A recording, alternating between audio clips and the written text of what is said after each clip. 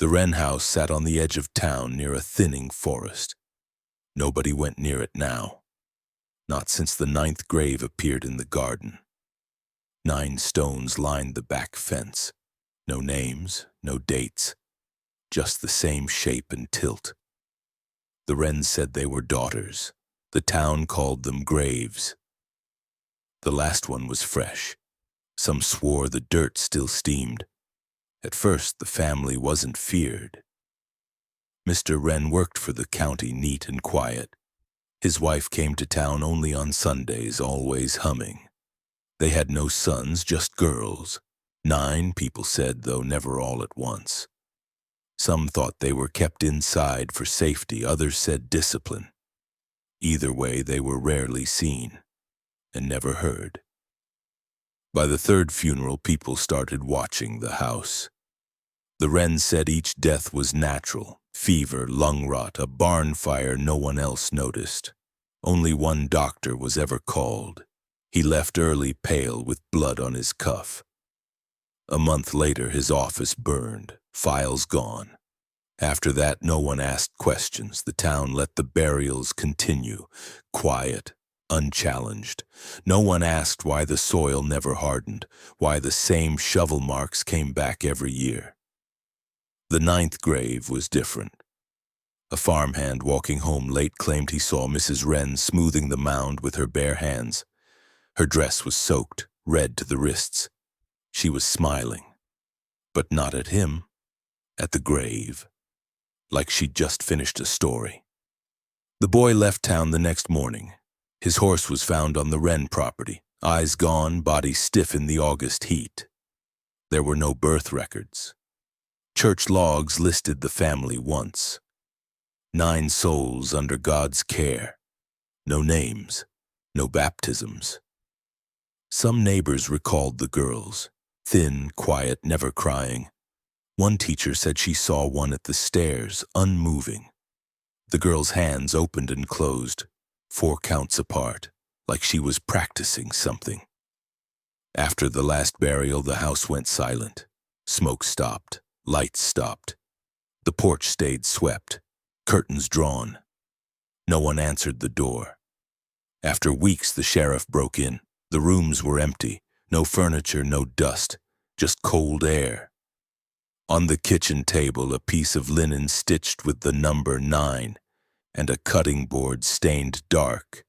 No bodies, no clothing, no toys, just the garden with graves that never settled, as if something under them still moved.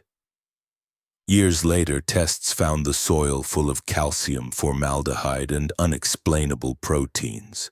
Botanists said nothing would grow there, no weeds, no grass, only dirt, only the graves. And in the town ledger, one final entry appeared. A clerk's note, 3 words, shaky ink. The 9th moved. The Wren name was passed through land deeds and fence lines, not voices, no stories, no laughter. Just signatures in ink, all written in the same careful hand, though generations apart. They had no sons to carry the name forward. But somehow the Wren family never disappeared. Records showed the property transferring from one Wren to another every few decades, each time to a new Mr. Wren, though no one could recall seeing more than one man at the estate at any given time. Portraits were never painted. Photographs were refused. Census takers were turned away or marked as liars after claiming the man they met in 1880 looked exactly like the one in 1902. Same voice, same hair, same wedding ring worn to the bone. The family had too many daughters. That was the whisper. Too many and too close in age. The townspeople never questioned it aloud. But quiet heads turned when one girl was seen in braids and the next week in a long white dress. There were no birthdays, no school records, no childhoods anyone could track. Only sightings, on porches, in windows, standing side by side like placeholders, and always the silence, Even in church, the Wren pew sat stiff and soundless. No coughing, no fidgeting, no whispers between sisters.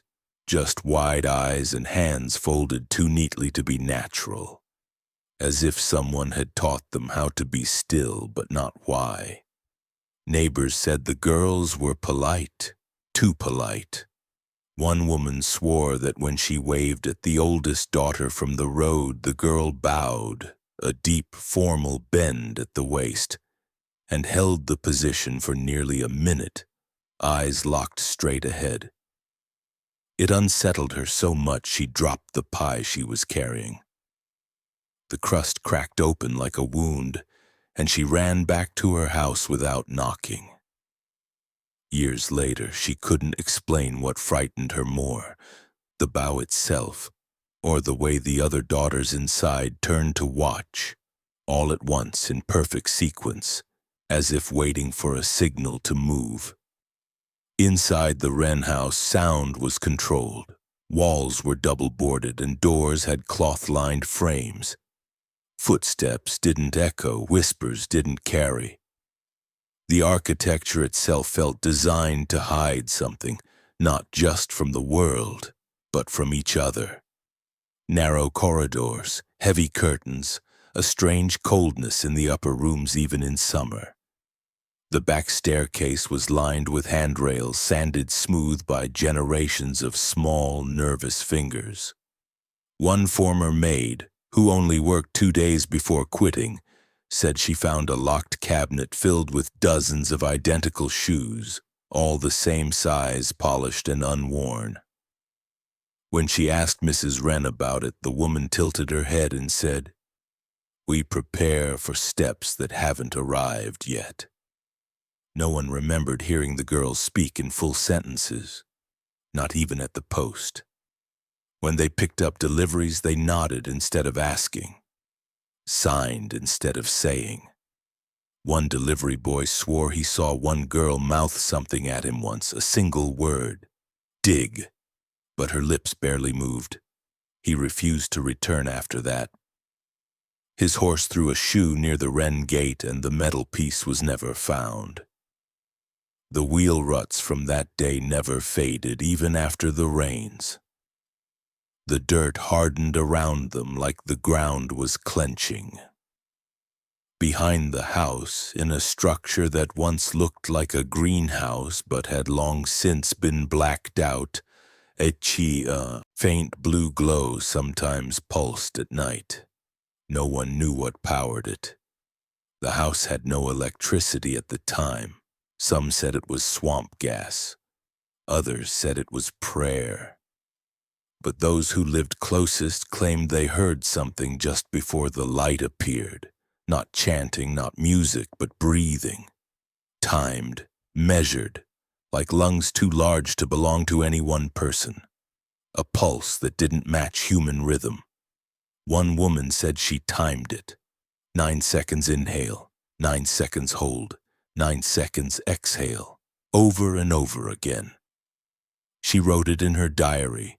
Days later, the ink on that page vanished, just that page, and the rest of the diary warped in the sun. The town tolerated the Wrens, but it didn't trust them. They paid their taxes, they donated to the church, they offered no offense. But their silence felt like a weight. Not just absence, but intention, the way someone stares too long at a closed door, or how a child stops crying when something worse enters the room. The Wrens smiled, but never with their teeth. They mourned, but never with tears. Each new daughter appeared, grew still, and then vanished, not in a flurry, but in a pause. As though they had simply stepped backward into the house's throat. No one searched the house, not until it was too late. The law had no reason to act. The family had a doctor's note. The town had its habits. And the girls had no voices strong enough to reach past the walls.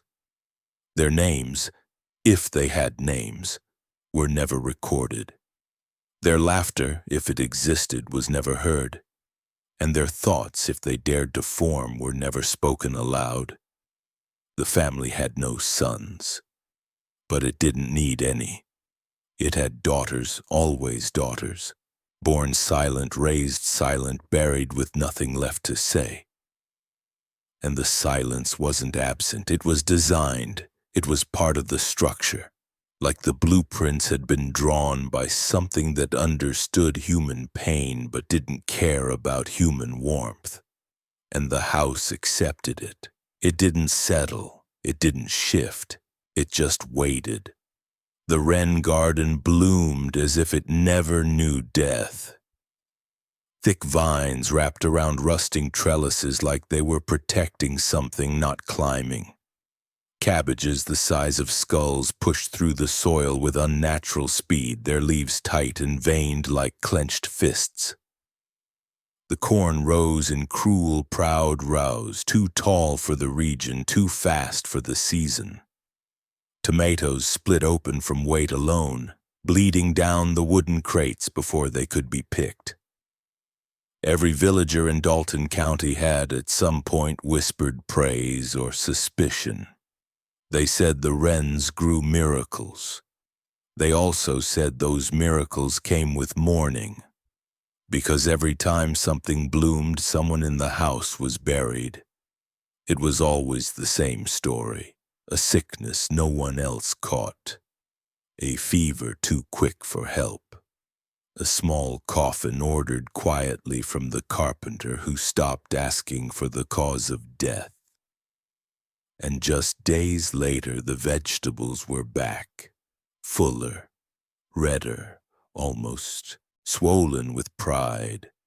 Neighbors swore they never saw manure delivered, never caught sight of the Wrens purchasing seed, yet the garden never rested. It breathed in rhythm with the house. The youngest Wren daughter, Eloise, was last seen watering the beds with a metal can that leaked brown streaks down her dress. Her hands were blistered, not from the sun, but from something chemical. She was never seen again after that summer.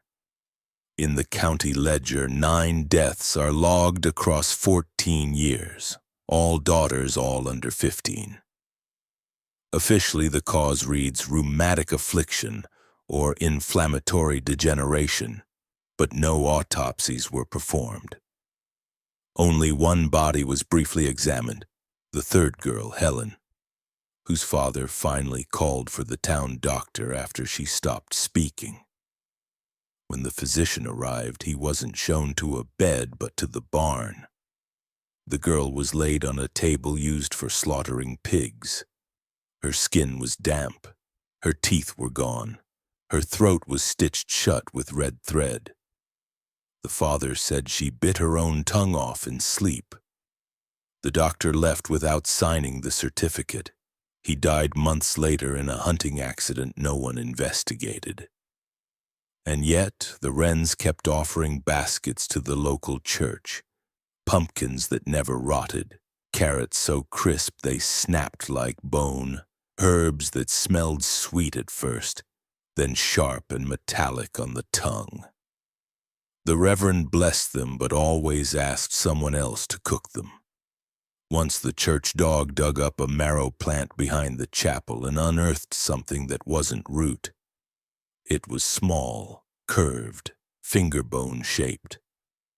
The dog was gone the next morning. People spoke kindly of the Wren garden in daylight. But at night the conversations changed. One midwife told her daughter never to eat anything with seeds from that land.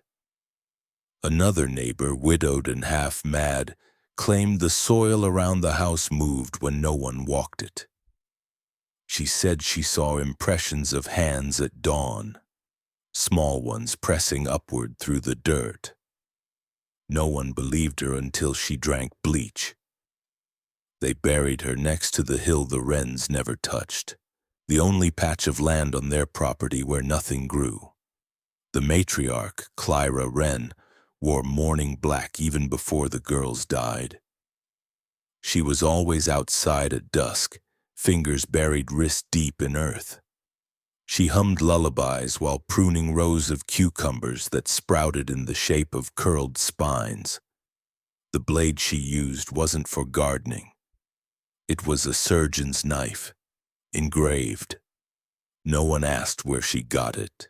She once told a teacher that growing things properly required 3 gifts: heat, devotion, and an offering with history still in it. That year, her 6th daughter went missing.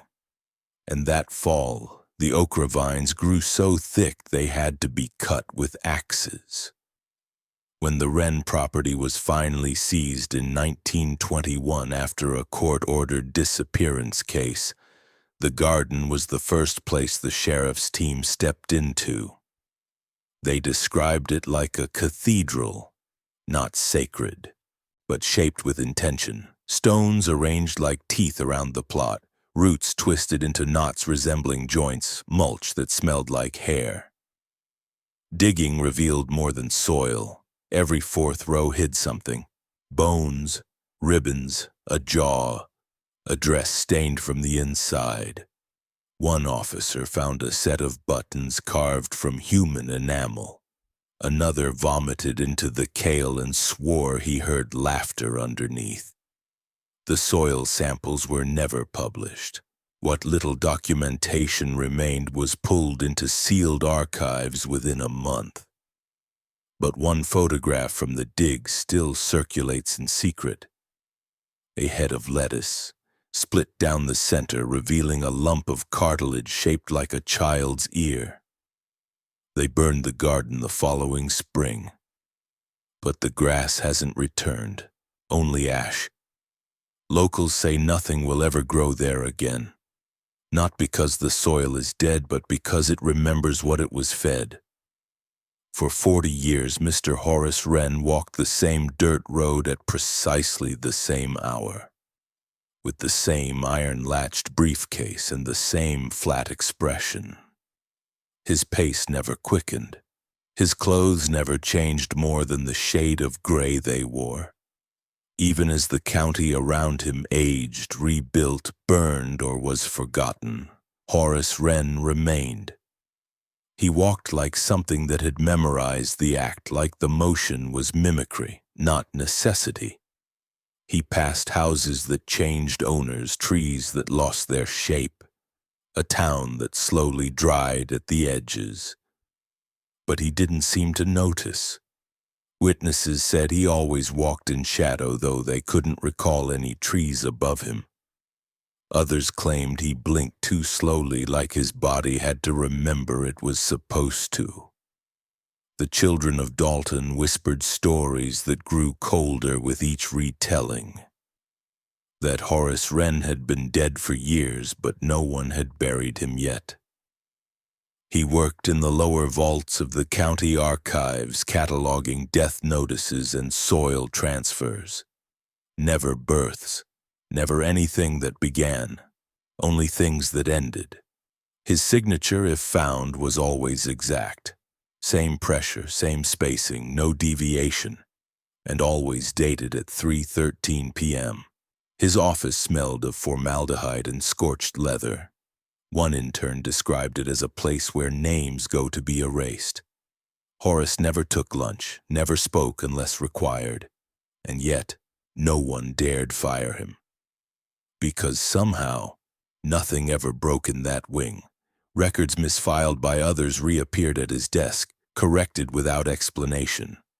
When asked, he would say, "It's all been arranged." That phrase, noted in a dozen employee memos, eventually became code for things they didn't want to investigate. At home, Horace Wren was stillness made flesh. He spoke gently, if at all, and seemed to float through the house rather than walk. No sound from his steps, no change in his shadow. Neighbors remembered he had a daughter once, then 8 more. No one ever saw them past their 7th birthday. But Horace always wore a small pin on his lapel, shaped like a girl's shoe. Different colors each year, always polished. Visitors noted the silence in the Wren home was not peaceful. It pressed against the ears, made one swallow harder. Clocks ticked too loudly, windows refused to open. One guest recalled setting a glass of water down and seeing the surface ripple, though no one had moved. She never returned. Later, she mailed the Wrens a Bible soaked in vinegar and nails. The townsfolk noticed something else. Horace never left home during daylight hours on weekends. His curtains were always drawn on Sundays, and his front garden, tended only at night, bloomed with black tulips no botanist could name.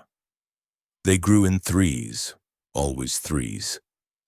One farmer swore he saw Horace standing in his own yard long after midnight, hands clasped, head tilted toward the sky like he was listening. The farmer blinked, and he was gone. Just gone. No footsteps, no closing door. Years passed. His co-workers retired. His superiors died or disappeared. But Horace Wren continued to file. He filled over 200 bound volumes. Death records, genealogies, soil chemical shifts, storm damage, but only in certain plots. He seemed especially interested in burial depths, coffin materials, and the spacing of graves between families. One clerk found a book of his hidden behind an old furnace. Inside were maps of the county, but instead of roads or railways, they marked bodies. Not cemeteries, single bodies, burials that had never been reported, all female, all children. The clerk quit the next day, drove his truck into the river. No note.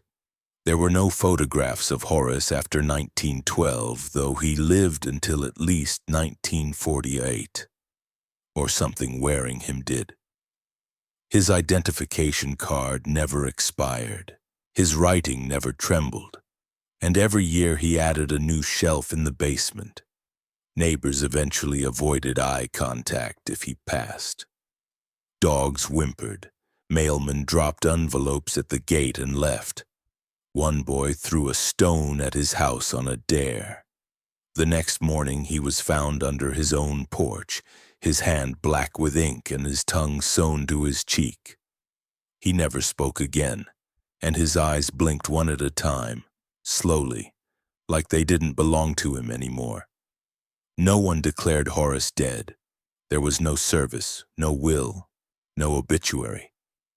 But one day in winter he simply stopped walking home. The road felt lighter. The trees lifted slightly. Someone checked the archives. His desk was clean.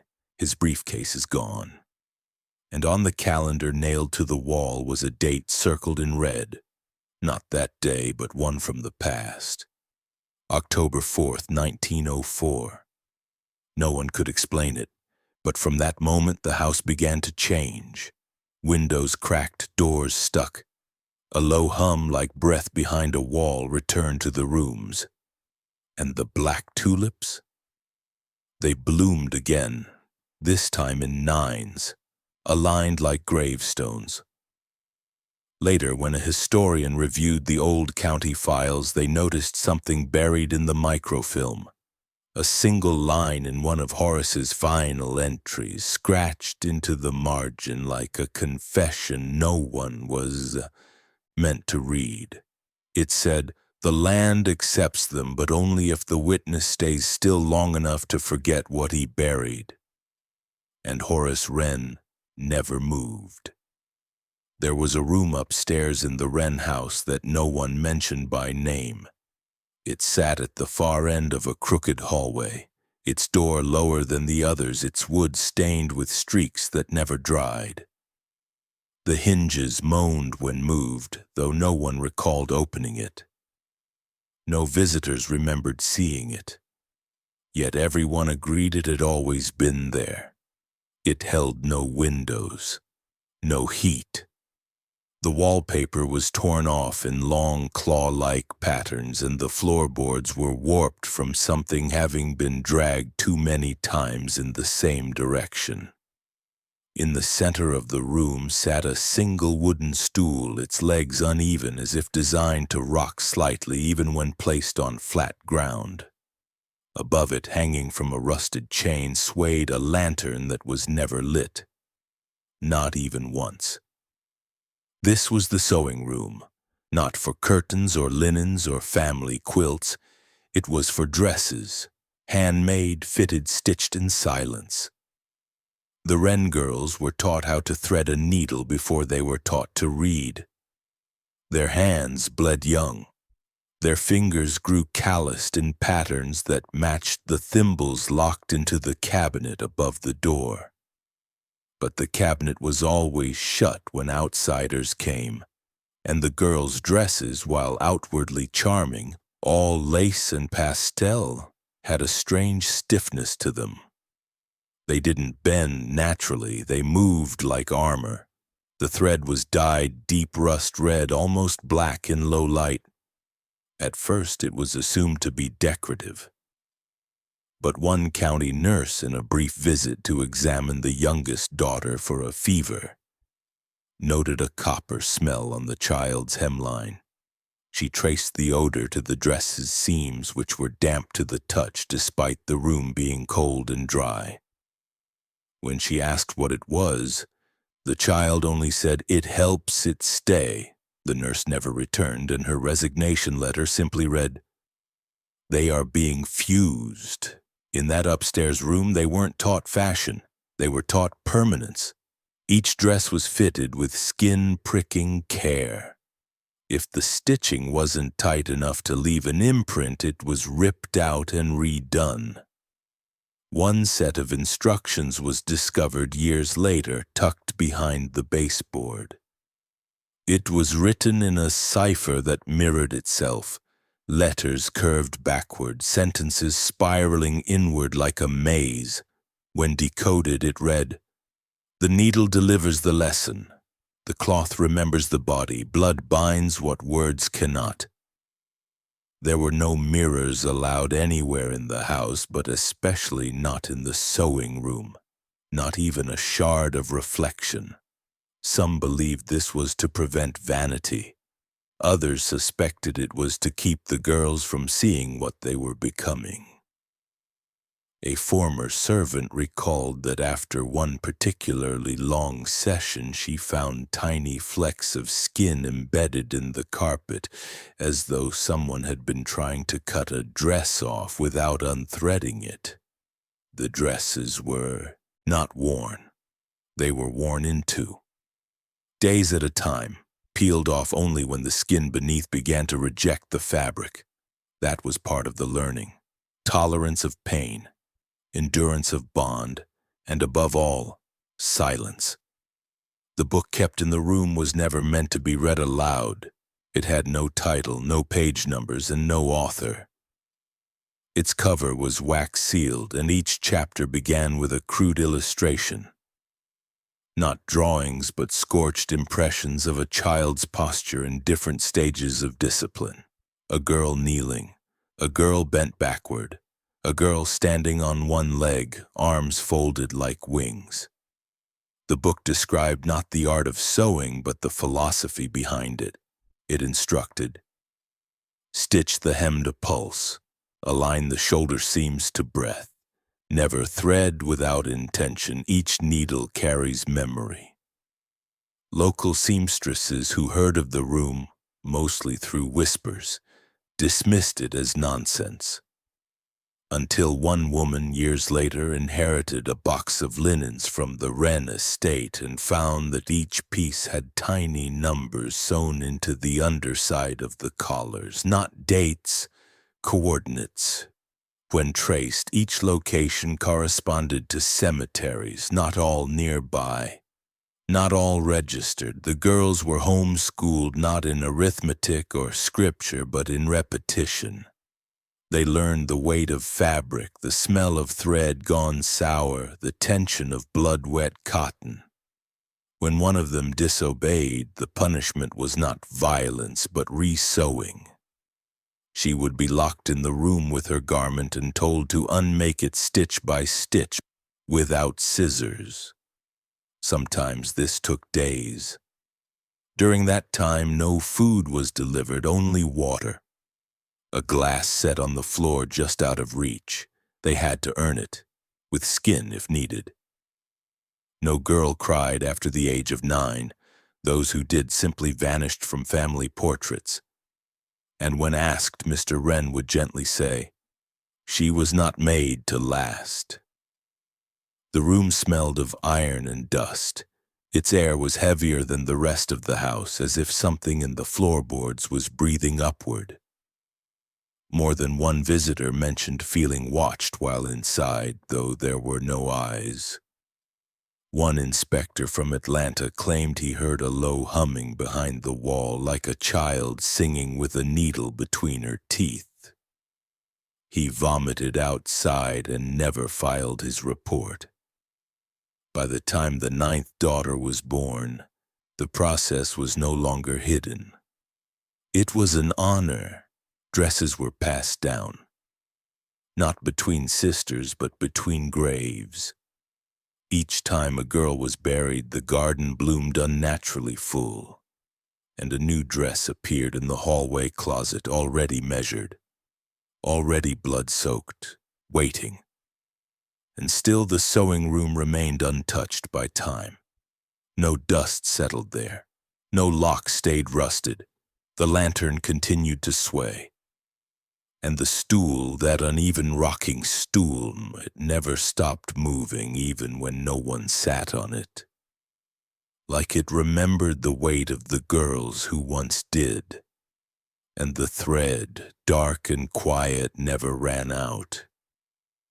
He arrived unannounced on a summer evening when the wind refused to settle.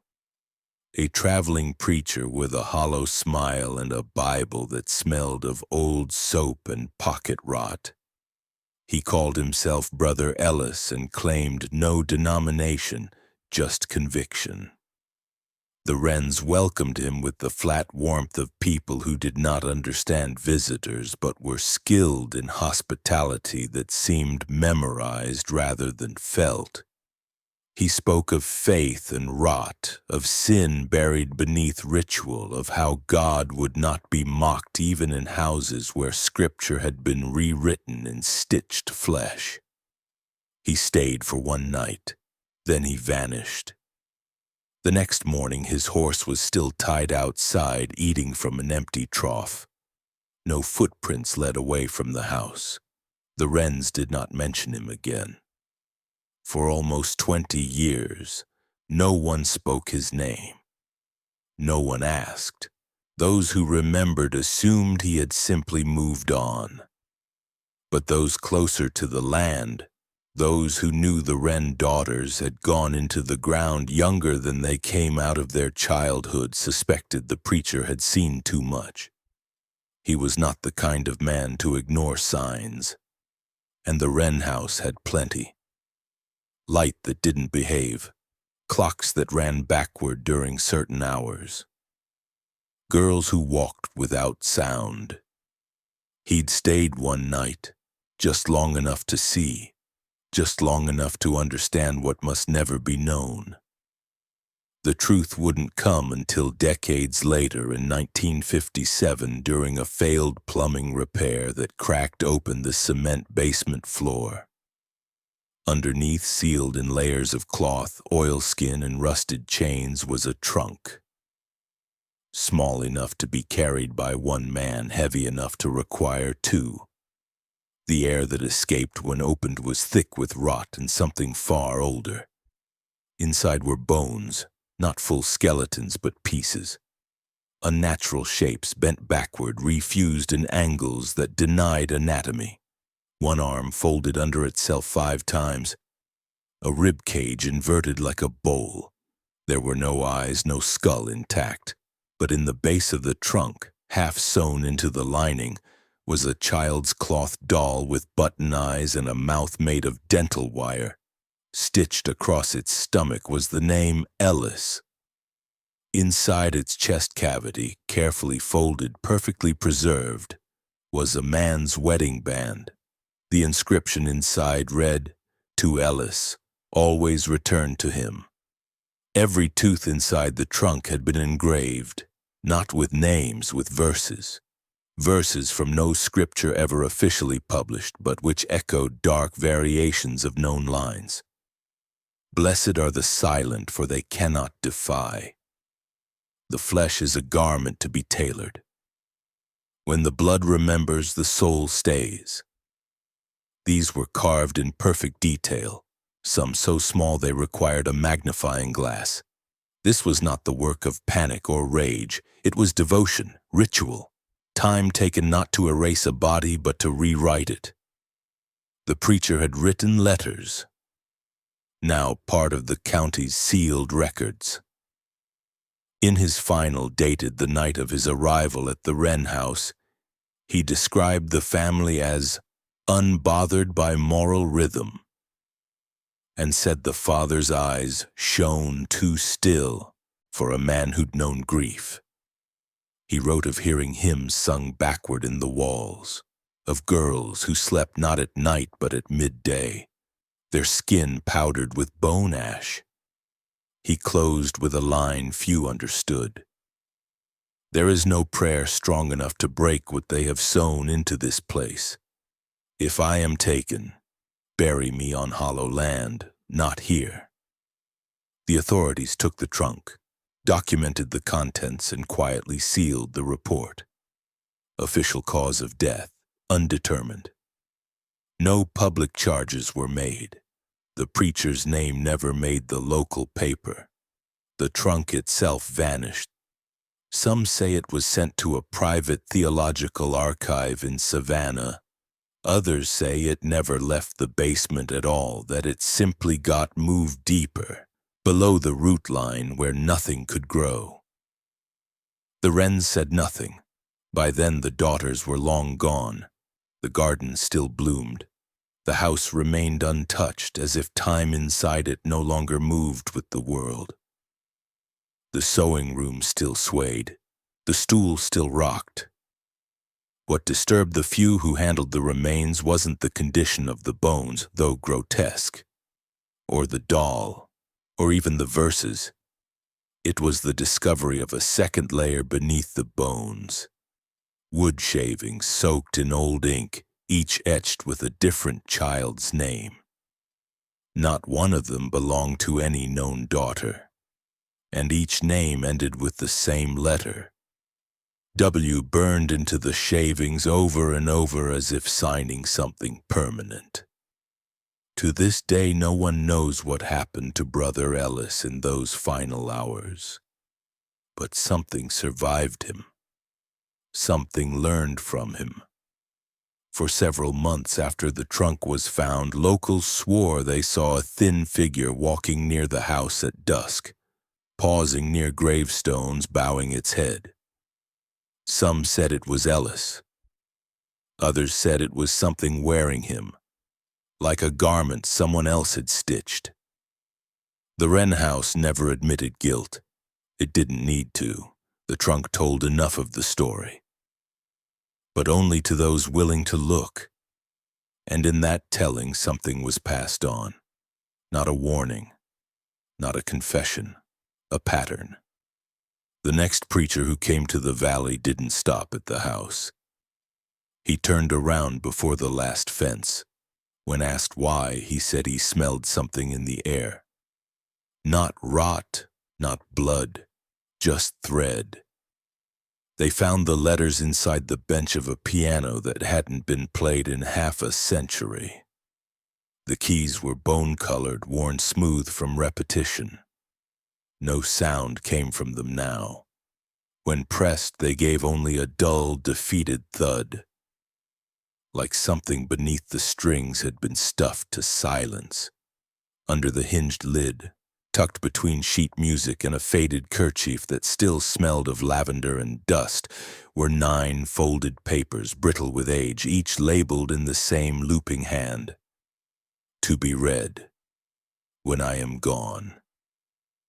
The ink was brown, not from time but from origin. A rudimentary test confirmed it wasn't from any pen. It was blood, humans, not fresh, but fresh when written. She had sealed them herself, a small lock of pale hair pressed into each one like a whisper of proof. The first letter began without greeting. It was not for family, not for the town, not even for the next girl. It was for anyone who dared to remember. She wrote of being the oldest of 9 and how that meant learning to smile before understanding joy.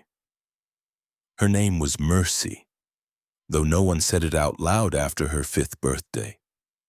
Her mother believed names were dangerous, that the wind carried them to dark places. Her sisters called her First in private. Even in their silence, the hierarchy was iron. The first to brush her teeth, the first to be fed, the first to be led to the Sunday room. She described it as a place that didn't exist during the week. On Mondays, it was just a hallway of locked doors. But by Sunday evening, a new door would appear. Wooden, high, carved with symbols too smooth to have been done by hand. She said it didn't open like other doors. It noticed you. If you approached it without fear, it stayed closed. If you trembled, it opened. She had learned to hide her fear too well. It welcomed her. Inside, she said, the light was too soft. Everything glowed, but nothing was bright. The walls were padded in something warm, like the lining of an old coat. In the center was a table, and on the table a mirror. Not a glass mirror, something living. Something that moved when she blinked. It showed things not as they were, but as they might become. She said she saw herself there, mouth sewn shut with her own hair, her hands replaced with forks. Her sisters wept around her, but they had no eyes. She left that room with a silence inside her that never uncurled. That night her hair began to fall out in long, neat strands. Letter 3 described the worst part. Not the room, but what her mother became after the room. She wrote that her mother walked differently after a Sunday, as if she'd been filled with something too large for skin. Her movements lost rhythm. Her mouth opened too wide. Her eyes blinked at different times. Mercy began to notice that her mother didn't speak in full sentences anymore. Only in riddles. Questions with no answers. What if skin is only a mask for the deeper face? She once asked while braiding Mercy's hair too tightly, so tightly that small droplets of blood appeared at her scalp. When Mercy cried, her mother told her to hush. Noise wakes the watchers, she whispered. By letter 5, the writing became unstable. The loops lost their grace. Words began to repeat. I am still here, I am still here, I am still here. She wrote about her sister's changes, how Ruth stopped talking entirely, how Esther sang without breathing, how Faith scratched at the walls in her sleep until her fingers bled through the sheetrock. The worst was Lila, who began to whisper things she hadn't seen. She described the Sunday room before she had ever entered it. Exactly, word for word.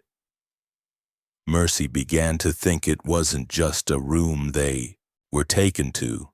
It was a place that lived in them once opened, a seed, a root, a hunger that learned how to mimic obedience. The 8th letter was shorter, almost empty. It held just 2 sentences. The garden is not for food, it is for forgetting. And then a second line in smaller script. They buried my screams in the tomato bed. The final letter was not dated. It was written on both sides of a thin square of linen in blood so faded it had turned orange. There was no message, only a diagram. The layout of the house, but wrong. The walls bent where they shouldn't. The rooms overlapped. There were spiral staircases leading to blank spaces. In the center, a circle labeled Mother's Hollow. Around it, 9 smaller circles, each labeled with a daughter's name. Mercy's name was scratched out. Investigators sealed the letters, but a copy was leaked. A historian who studied them for years said they weren't memories. They were instructions, warnings, that the layout wasn't just the house but a body, that the rituals described were not punishment but transformation, and that Mercy may have escaped not through flight but through surrender, that by writing the letters she passed the curse forward to whoever found them. No one plays the piano in the Wren house now. Its lid remains closed, but some say that at night, if the wind is still, you can hear notes, not played, plucked, as if the strings are being pulled by tiny, shaking hands. Some say they sound like weeping. Others say it's not sadness. It's the sound of someone remembering a tune they were never allowed to forget. There were no photographs of Mrs. Wren, no portraits, no sketches, not even a silhouette cut from the fair like other women of her time. The only image that ever existed was the one kept in whispers. A tall woman with long arms who moved like drifting cloth and spoke in the tone of lullabies. The townsfolk remembered her less by face and more by her presence. A scent like drying lavender and something sour beneath it, and the feeling of being watched even when she stood behind curtains. She rarely left the house, but when she did, she never blinked. Not once. Her girls followed in single file, eyes forward, hands folded, dressed in gray cotton that looked handmade and too tight at the sleeves. No one ever heard them laugh.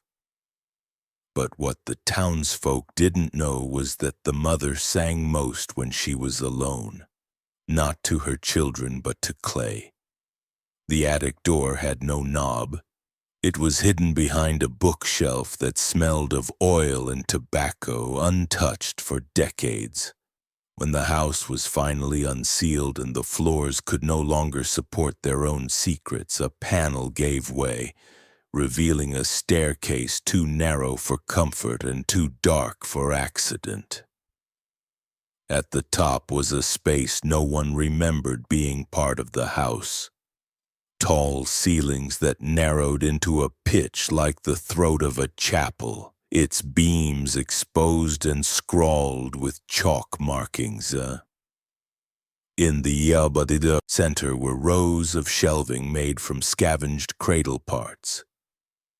Tiny spindles, rounded corners, small divots worn by generations of sleeping infants now converted into something much colder. Upon these shelves sat hundreds of clay pots, not uniform, not decorative, misshapen things that leaned, cracked, bulged in unnatural ways, each labeled, each sealed, each buried with something beneath the surface. They found hair inside, not just strands, full locks braided and tied with red thread. Some still smelled faintly of soap and scalp. The labels told a story. Lila, age 4, before the teeth. Ruth, age 7, after the bleeding. Faith, age 3, when she stopped screaming. There were 9 names in total, always the same 9, but each had multiple pots, versions, attempts, variants. As if Mrs. Wren hadn't buried daughters but preserved them, in stages, one for every transformation. The handwriting on the jars was shaky but deliberate, and some of the pots, the fresher ones, pulsed with a faint heat when touched. Investigators recorded internal temperatures 10 degrees warmer than the room. No explanation, no mechanism, just warmth, as if something inside them remembered breath. What disturbed them more was the humming. When they opened the attic, the air was thick with stillness, but faintly, caught between the wind and the creak of the rafters, there was a tune, not made by wind chimes or boards, but a low human hum, a lullaby repeated on a loop with no discernible end. The exact same melody was later identified on a wax cylinder recording found under the sewing room floorboards, labeled only for Clay. On the recording, a woman's voice sings in a language no one could translate. Not quite Latin, not quite Appalachian. Her tone is gentle, but what she sings to is not a child. It is something quieter, something buried. According to journals found in the basement beneath the root cellar, Mrs. Wren believed the soul didn't live in the body but in the hair. That bones broke and skin tore, but hair remembered, grew, recorded, carried weight beyond the grave. In one entry she wrote, "The clay hears what blood forgets. Each strand knows the hour of weaning, the moment the teeth arrive, the first time their fingers curled around a needle. Memory is stored in follicles. I collect their souls before they are ruined." She was methodical. She kept ledgers, weight, mood, blood color, dream content, and she used these measurements to determine when a girl was ready for transference. That word appears dozens of times in her writing, always followed by the phrase, "Let the root live where the mouth once spoke."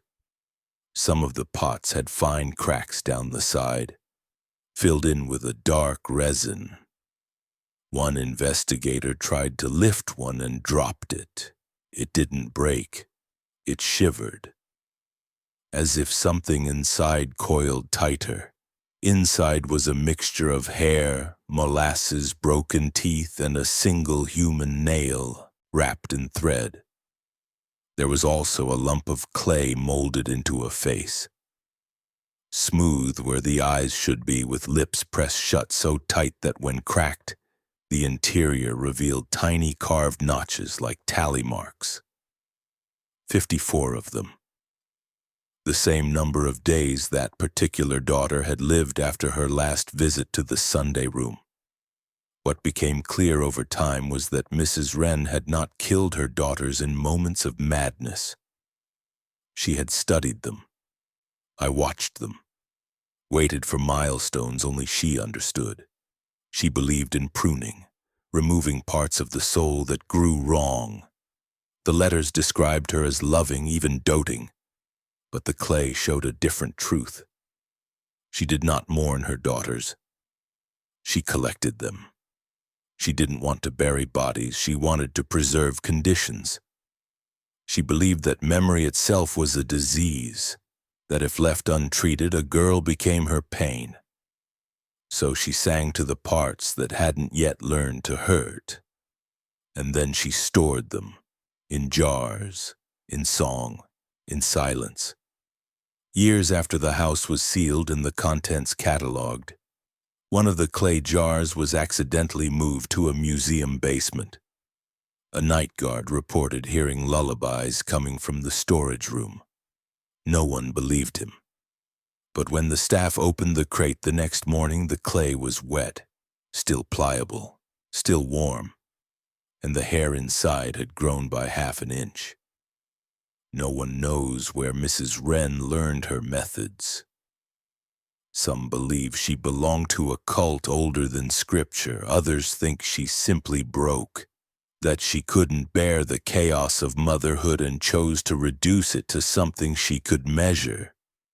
Whatever the truth, her jars remain stored in a locked facility now, climate-controlled, sealed.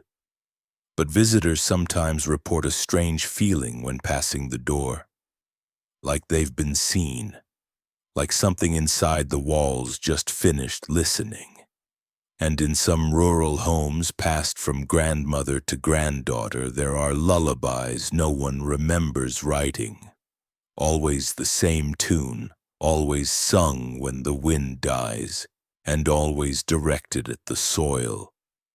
Beneath the root cellar, past the stacked jars and false floorboards, behind a latchless wall sealed with wax and dirt, lay the room no one was meant to find. It had no hinges, no handle, only a seam that softened with heat, as if the house itself decided when to let someone through. The local workers who uncovered it did so by accident, following a draft through a splinter in the floor. They expected more clay, more roots, maybe bones. What they found instead was a passage that curved downward, carved from stone, slick with condensation and time.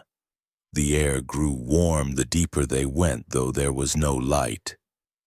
And when the final step dropped them into a perfect circle carved beneath the earth, their breath slowed without reason.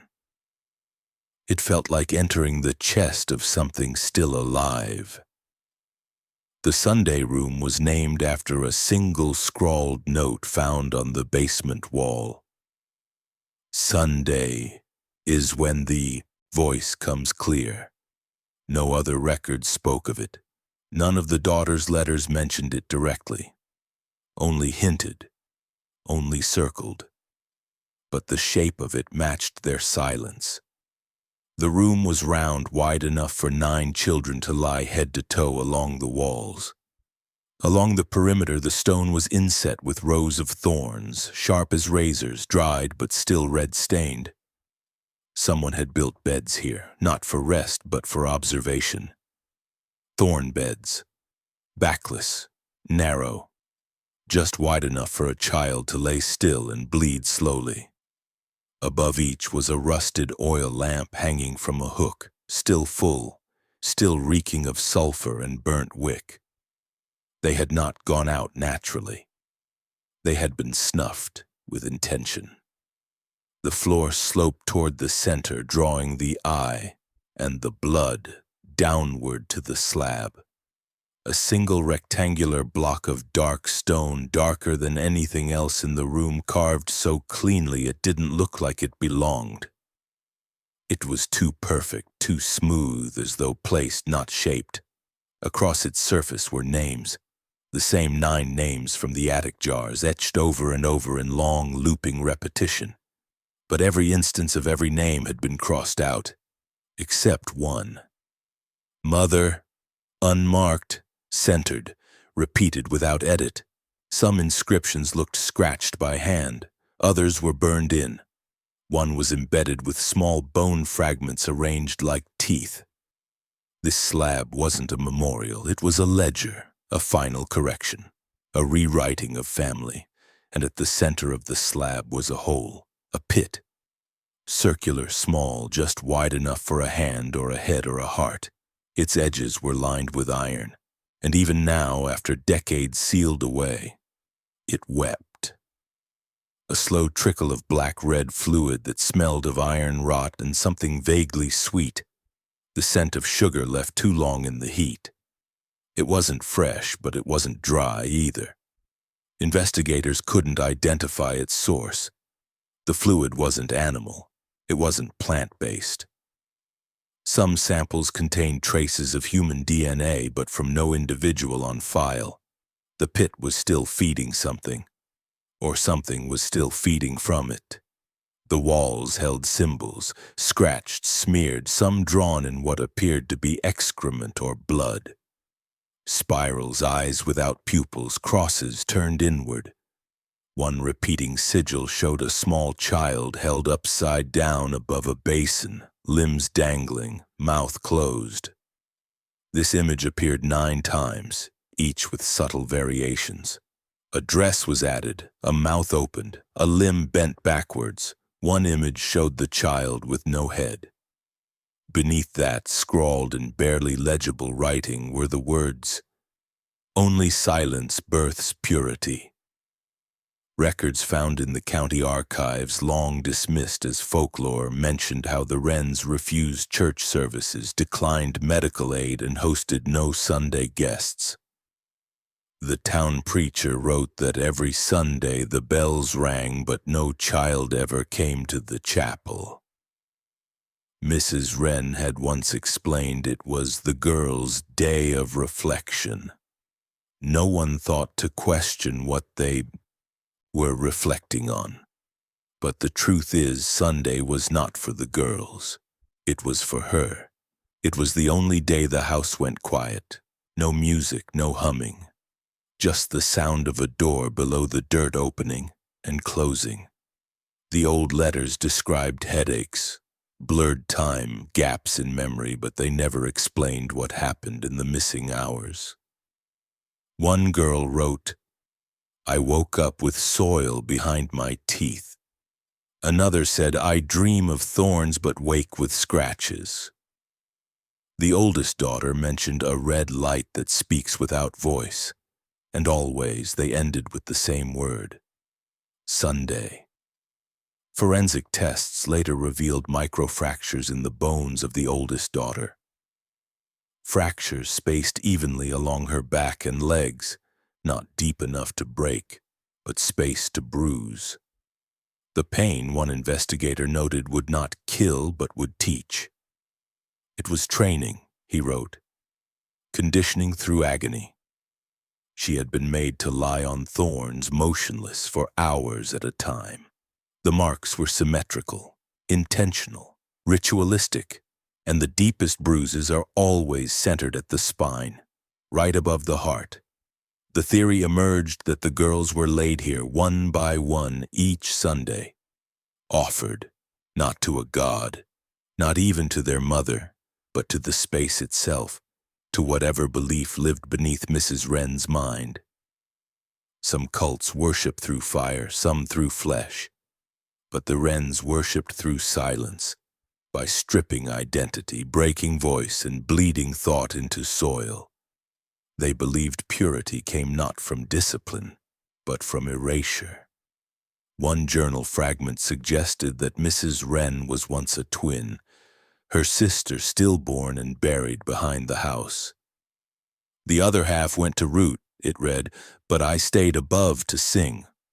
Whether this is metaphor or confession remains unknown, but what's undeniable is that her rituals were never about grief. They were about shape, about remaking. The Sunday room wasn't a place of death. It was a kiln, a place where human softness was burned down to something harder, something silent, something unrecognizable. Today, the chamber remains sealed again. Officials declared it too dangerous to preserve, and the floor collapsed, filled with concrete. But some locals say the ground still sinks on Sundays, just a little, just enough. And sometimes the air tastes faintly of ash. Above, in the ruins of the house, the light moves strangely at certain hours. Some say it bends, others say it splits, like it's passing through something we can't see, something circular, something that remembers being fed. She arrived at the Georgia State Asylum on a frost-heavy morning in January 1942, wrapped in an oversized coat several decades out of fashion and carrying no possessions but a folded oilskin pouch clutched to her chest. She gave her name as Alice Clay, though no record matched it, and she would not confirm a town or birthday. Her speech was soft, deliberate, as though each word had to pass through something sticky and dense before reaching her mouth. The intake nurse noted her skin was oddly pale for a woman clearly raised in the South, and her hands were calloused only at the fingertips, a pattern the attending physician said looked more like someone who scraped or clawed, not someone who worked. She requested no food, only water, and when asked about her family, she whispered, "I had 8. Then she blinked slowly and added, "Not all at once." For months, Alice Clay did not speak again. But she drew, paper after paper, always in charcoal or her own hair dipped in ink.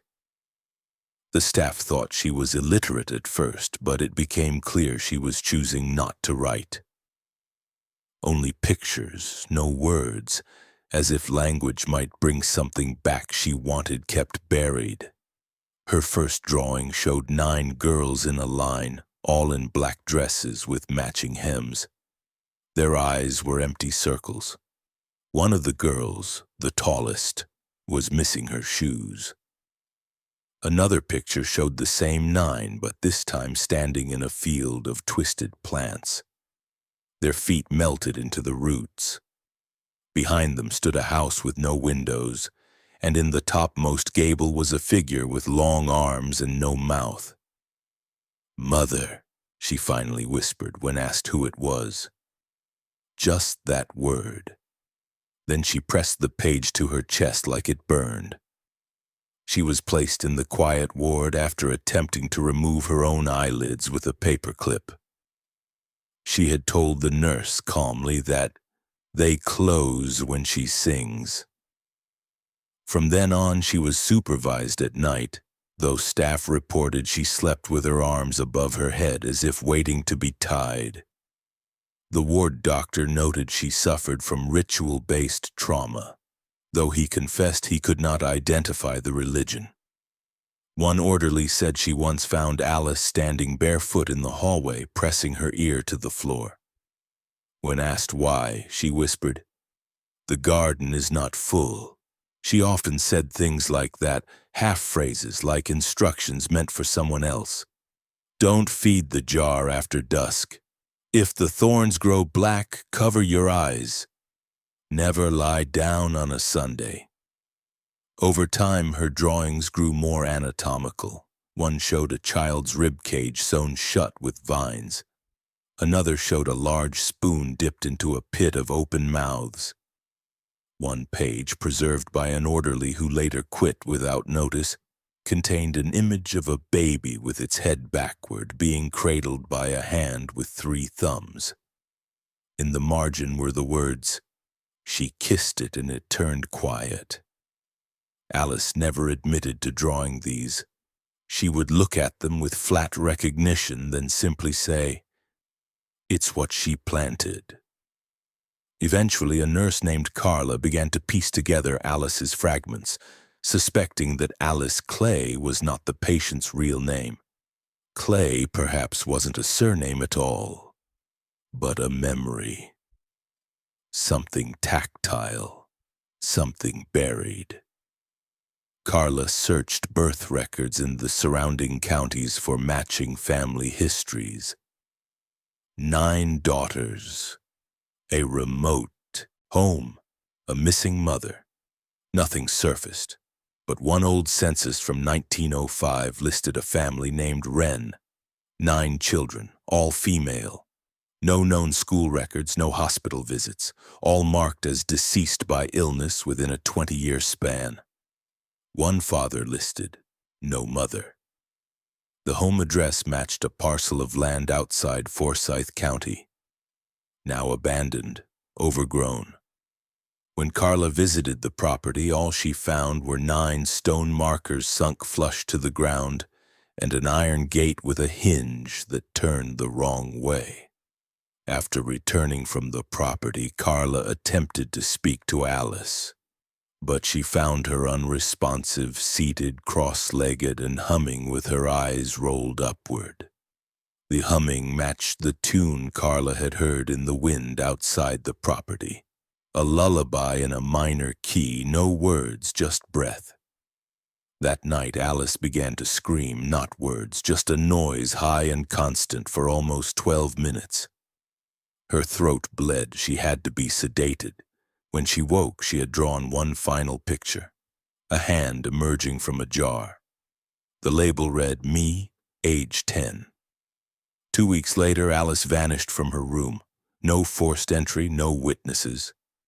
Her bed was perfectly made, her drawings stacked neatly on the floor. The only anomaly was a smear of red clay on the window pane. But the window was locked from the inside, and there were no footprints outside. Authorities searched for weeks. Carla left the asylum shortly after, citing health reasons, but she told one colleague, "I don't think she left.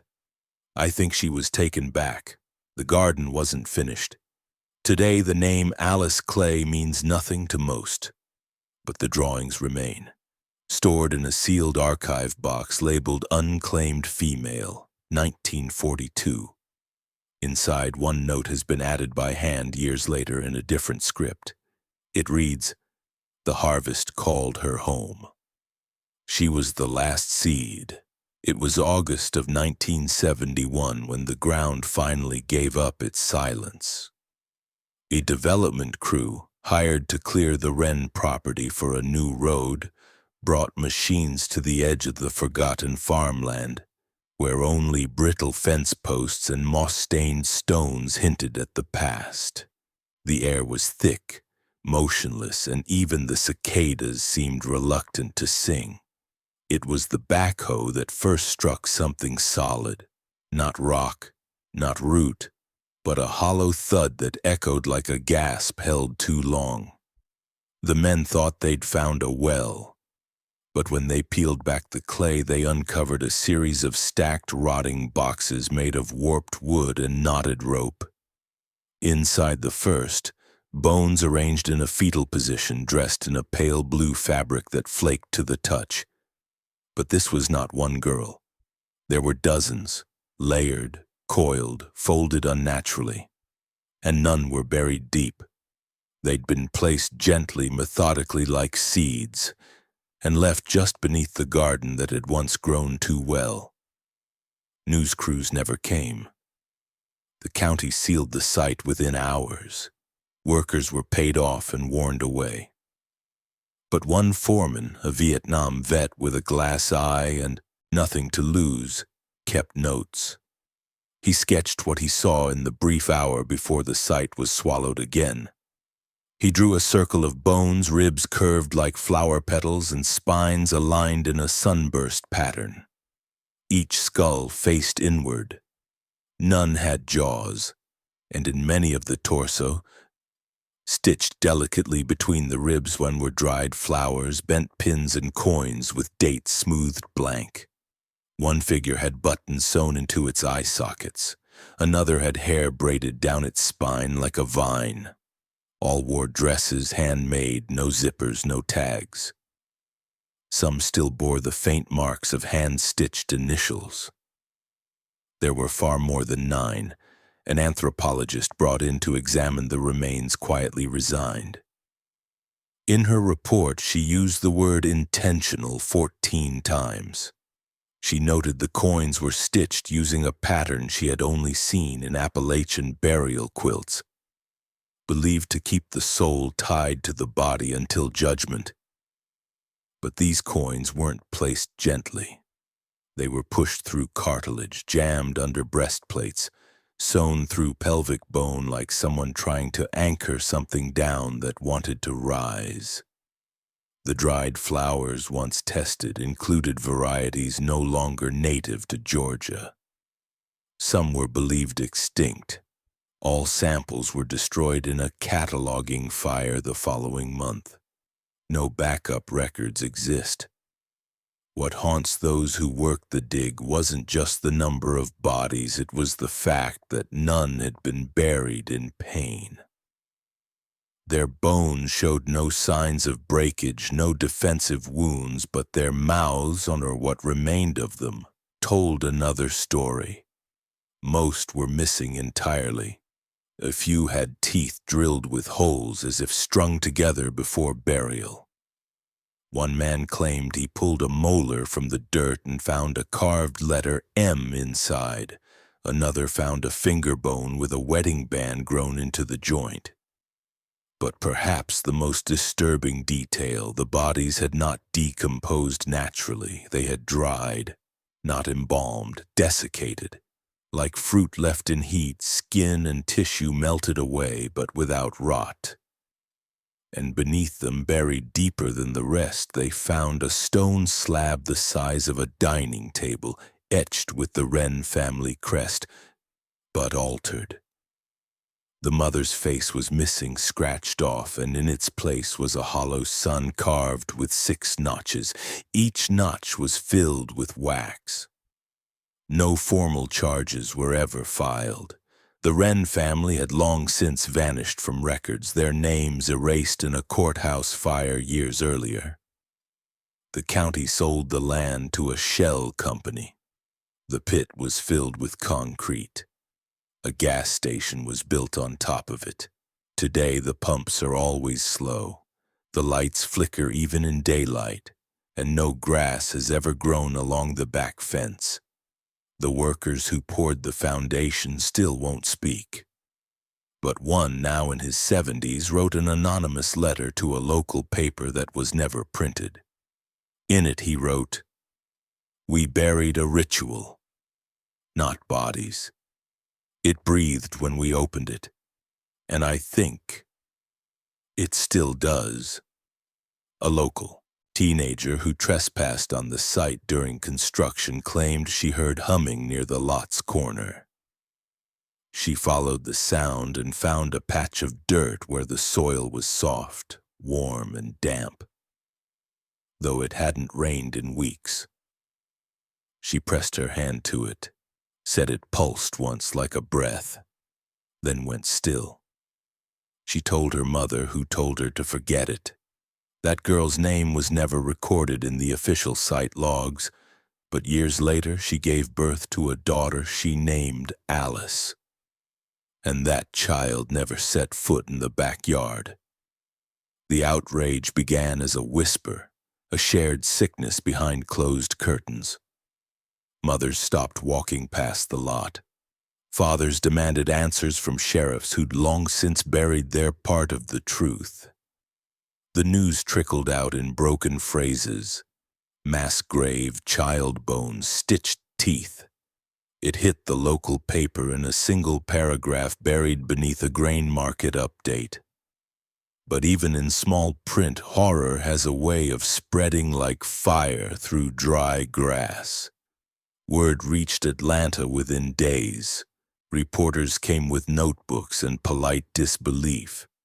By the time one of them managed to sneak a photo of the uncovered dresses, still clinging to bone, the horror could no longer be contained. That image never made it to print, but it made it into a senator's inbox. And then something rare happened. The state moved fast. Hearings were held. Quiet ones, private ones. The county clerk who'd once filed the Wren marriage license confessed to having burned their property records at the request of a gentleman who didn't blink. The archives building where Mr. Wren had worked for 40 years without a single sick day was found to have a basement filled with sealed boxes, each marked only by initials. When opened, they contained children's drawings, handmade dolls, broken rosaries, and in one case, a jar of fingernails sorted by size. The building was condemned within a week. Officials never explained why the wrecking crew refused to finish the job. They left the lower level untouched. Concrete was poured over the stairs. In response to the rising outrage, the Georgia Assembly passed 3 emergency reforms. One required every homeschooled child to undergo biannual health checks by independent professionals. Another mandated county-level audits of unregistered burials going back 50 years. The third was never announced to the public, but it involved a task force dedicated to investigating anomalous family land records, parcels that had changed hands too few times, too quietly. The Wren property was one of many. It was, however, the only one with a fence that seemed to rebuild itself. Twice the gas station behind it was vandalized by someone carving symbols into the pavement. Once with chalk, once with bone. Under pressure, the county erected a memorial in the field next to the Wren graves. They placed 9 white stones in a half circle, each etched with a flower that no one could name. No names, no dates, just space. The plaque read, "For the ones who should have grown." But the soil there rejected offerings. Bouquets withered overnight, ribbons frayed before morning. And in the months that followed, something strange happened. Wild roses began to bloom in the shape of a spiral along the edge of the old vegetable patch. Deep red, thorned thick, they grew without rain, without roots, twisting outward from the fence like they were trying to remember a path back. No one admitted to planting them. Gardeners refused to trim them. A child once tried to pick one. He came back with blood on his palms and couldn't speak for 2 days. He only said one word when he recovered: Mother. Some locals say the land is finally healing. Others say it's remembering. The neighbors on the east side of the property report music in the early morning hours. Slow, low humming like lullabies whispered through glass. A postal worker reported seeing small handprints on the back door of the abandoned house. When he returned with police, the prints were gone, but the doorknob was warm. Some believed that something in the ground was awakened by the uncovering, not silenced by it. That what was buried didn't decay, it waited. One historian, now in her 80s, wrote a paper no university accepted.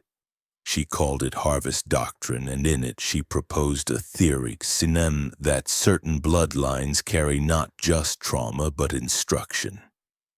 That violence, when repeated often enough, becomes a language spoken not with words but with arrangements. The way a body is folded, the shape of a dress, the order of a garden.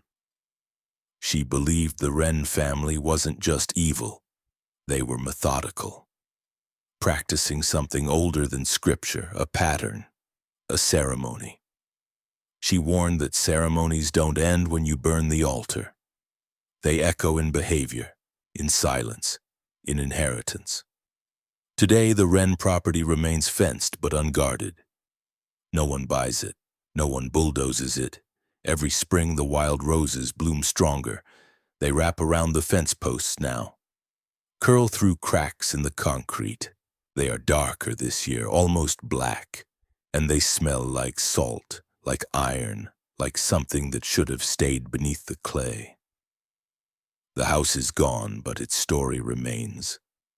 In laws passed, in whispers remembered, in soil that refuses to forget. They never shouted. That's what makes it harder to believe. The Wrens did not storm their daughters in fits of rage or scream from rooftops like the monsters in stories. They moved with manners, with faith, with soft smiles and scripture. The horror didn't wear blood on its sleeves. It wore linen, embroidered by hand. It brought guests tea, blessed the harvest, and sat quietly in the front pew every Sunday. And all the while, beneath that house, behind those walls, beneath 9 soft mounds of dirt, evil grew in silence. Not the kind that howls in the night, but the kind that hums lullabies and teaches children to sing before it buries them. What bloomed in the Wren home was not chaos. It was structure, and structure is far more terrifying because it never thinks it's wrong. The rituals weren't scribbled in old books or passed down through myth. They were invented, refined, revised like recipes. Evil was not a curse upon this family, Twaran. It was a project. Each child was part of a pattern, each silence, each scratch, each spoonful of soup that masked the taste of something not meant for the living. The horror was procedural, made domestic, made normal. Because when something awful is done inside a routine, people stop seeing it. The girls didn't die all at once. They vanished slowly. First from laughter, then from meals, then from their own skin. And no one asked why. Because the family always said grace and the garden always grew. The town let it happen. Not with cruelty, but with comfort. The neighbors chose calm over questions. They chose politeness over pain. The women whispered warnings into daughters' ears, but never wrote them down. The men poured coffee and shook hands with Mr. Wren and never once looked him in the eyes for more than a second. No one asked why the windows never opened. No one asked why the girls never aged in public. And by the time someone finally did, by the time a woman named Alice Clay said the wrong name in the right place, it had already been done. 70 years too late, dozens of voices silenced, all because it's easier to believe in goodness than to question kindness. And so we ask the question now, not for the sake of history, but for the present.